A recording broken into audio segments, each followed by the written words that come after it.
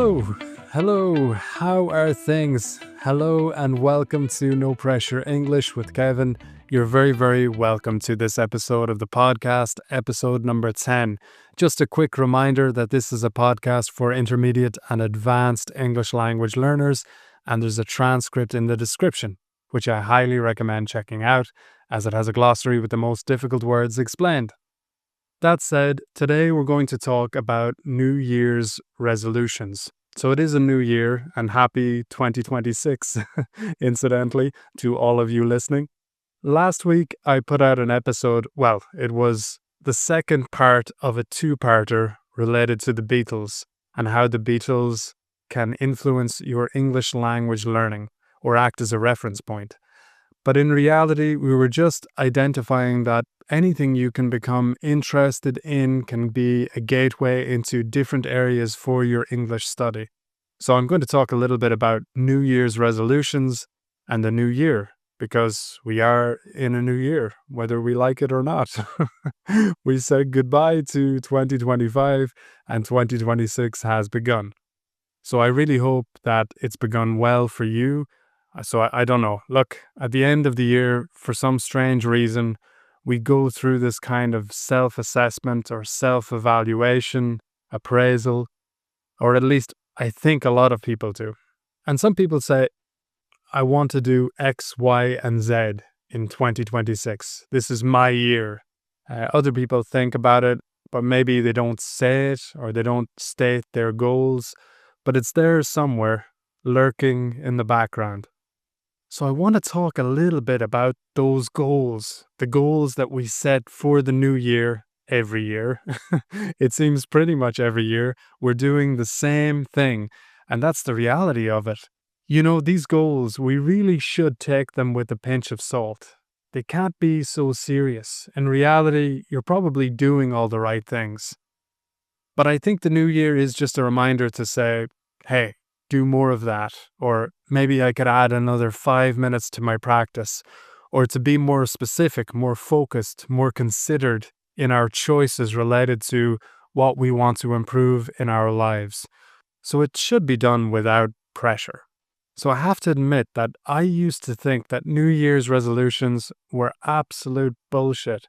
Sorry for my bad language.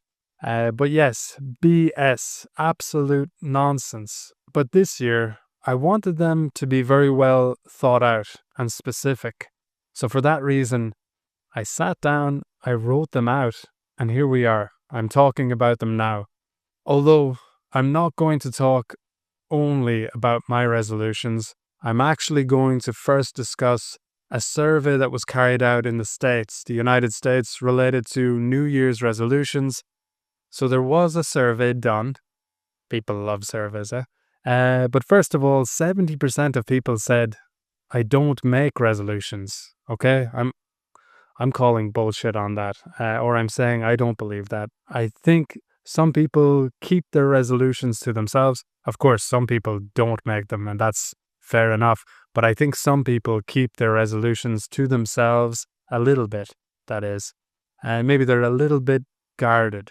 They don't want to reveal what they want to do because maybe it won't happen, and they might feel embarrassed or ashamed. I don't know. Maybe that's my own interpretation because I felt that firsthand before. But 70% of people just said, hey, look, I don't care. It's a new day, turn the page, and let's move forward. And I respect that too. But 30% of people said that they do have New Year's ambitions or objectives for the new year, some targets or goals. So what did they say? I'm not going to go through the entire list because I will not bore you with that. But essentially, I disagree with the list because the goals were just so generic and bland and boring.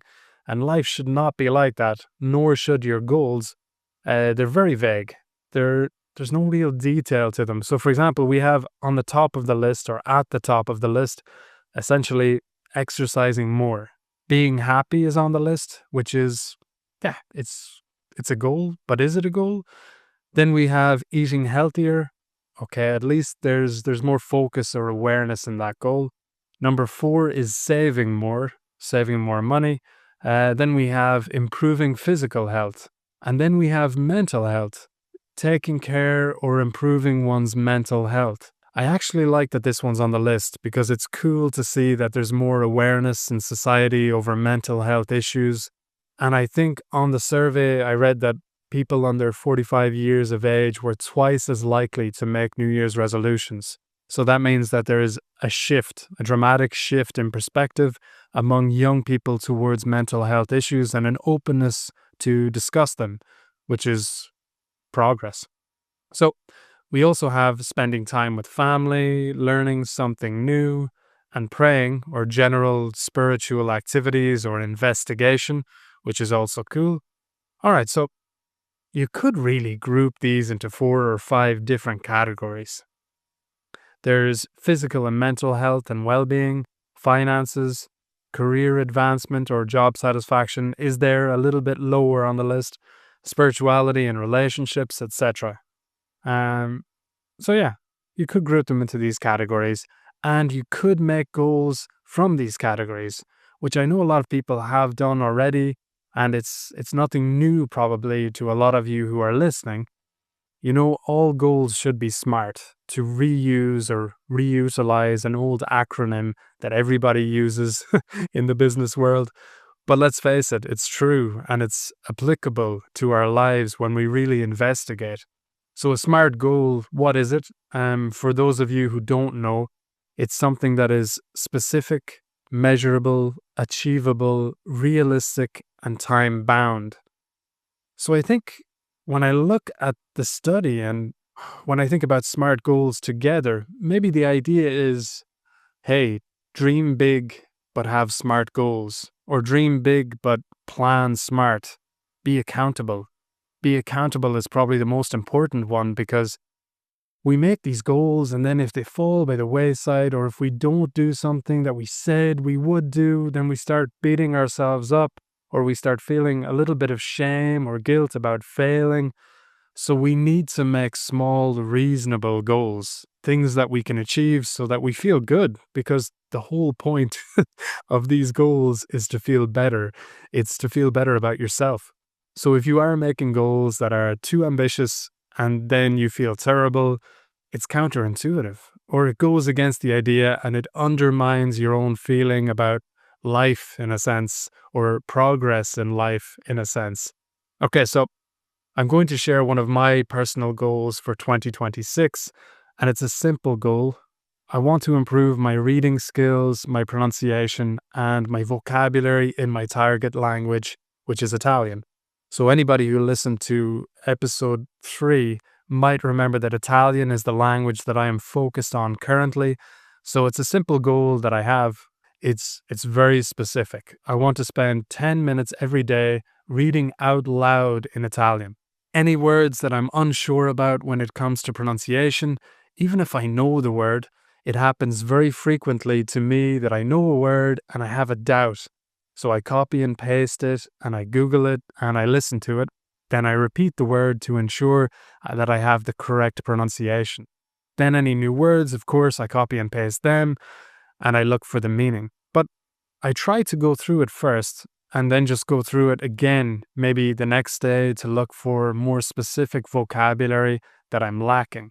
Going back to the goal, it's very specific, 10 minutes. Is it measurable? Well, yeah, it's 10 minutes. So, boom, I can do it, right? I'm already doing it. I know I can do it. I'm not putting too much pressure on myself because it's 10 minutes and I could waste those 10 minutes scrolling on my phone, and I don't want to do that this year. I want to decrease the amount of time I spend scrolling aimlessly. Anyway, that's a conversation for another day. So is it measurable? Yes, I can mark it and I can say I've done my 10 minutes every day. So I have like a monthly tracker. They're very good. I definitely recommend them. I tick a box every day just to say that I have performed this activity or this task. Is it achievable? As I said, it is, because I'm already doing it. So I did it yesterday and I will do it today.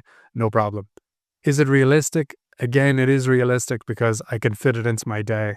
I know I can fit it into my day already. And time bound. Well, I don't have any kind of deadlines, but I suppose this for me is more about fixing a time in the day that I do it. So when is the most important question? When will I do this? I know I can do it, but when? When am I going to do it?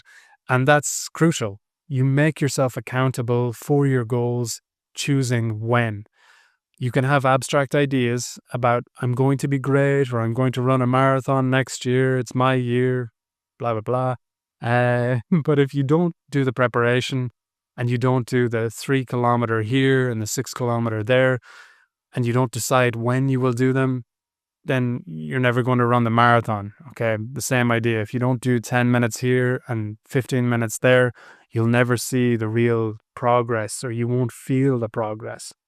So for me, my house is relatively quiet between 9 and 10 p.m. in the evening. So that's when I've decided usually 9:30 p.m.-ish is the perfect time for me. As I said, going back to the when, I've chosen the when, but I know there are exceptions to the rule. Okay? So worst case scenario. This again I find very important for any goal setting in life. What's the worst case scenario? Sometimes life gets in the way of the best laid plans and intentions. It might be a work situation or a family situation that changes the course of your plans. So what do I do in the worst case scenario? 2 minutes. Okay, I'm going to do 2 minutes. I will read one paragraph out loud in the car if I need to. If I'm in the car, obviously not while driving, but when I arrive home or etc. 2 minutes, read out loud and then stop. Okay, that's it. That's my worst case scenario. But as long as I do that, my brain will know this is important. This is what we do every day, usually at this time, but we do it every day, okay? And that's how I will cement it into my routine. And maybe I will reward myself with a nice cup of tea after, just to feel a small sense of achievement.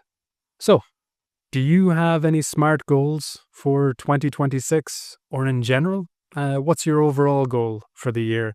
If you have a New Year's resolution, what is it, and what are you going to do today or this week to take small steps in the right direction? Don't put too much pressure on yourself. It's January. It is January. Okay, so take it easy. It's already miserable outside. Maybe start in February. That might even be the best time to start a New Year's resolution. Anyway, guys, I hope you've enjoyed this episode of the podcast. Take care of yourselves. Have a great week. Ciao. Ciao.